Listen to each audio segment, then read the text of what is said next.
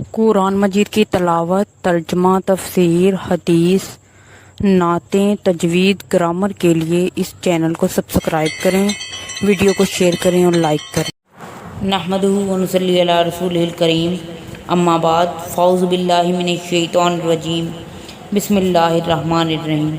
آج کا ہمارا موضوع گفتگو ہے سورۃ یوسف۔ سورۃ یوسف مکی ہے، اس میں 111 آیتیں اور 12 رکوع ہیں، جبکہ 1600 کلمات اور 7166 حروف ہیں۔ نام کی وجہ تسمیہ، چونکہ اس سورت میں حضرت یوسف علیہ السلام کا واقعہ بیان ہوا ہے، اس لیے یہ سورت اس نام سے موسوم ہوئی۔ گزشتہ سورت میں بہت سے پیغمبروں کے قصے بیان کیے گئے اور اس سورت میں صرف ایک ہی نبی کا قصہ بیان ہے۔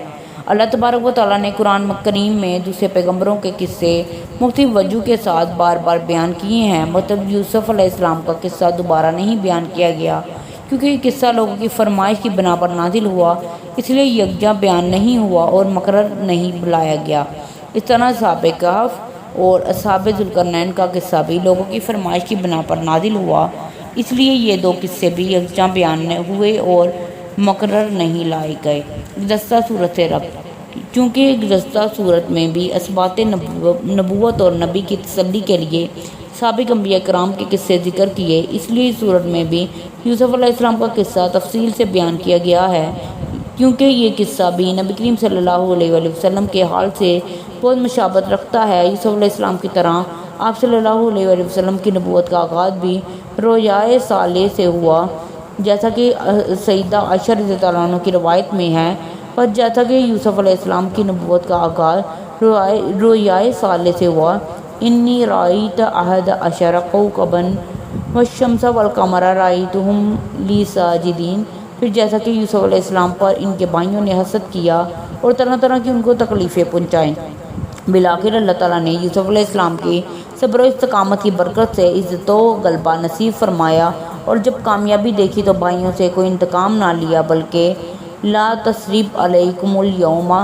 یغفر اللہ لکم وہو ارحم الراحمین کہہ کر درگزر فرمایا اور کوئی شکوہ زبان پر نہیں آیا۔ اس طرح نبی کریم صلی اللہ علیہ وآلہ وسلم کو قریش سے بہت سی تکلیفیں پہنچی،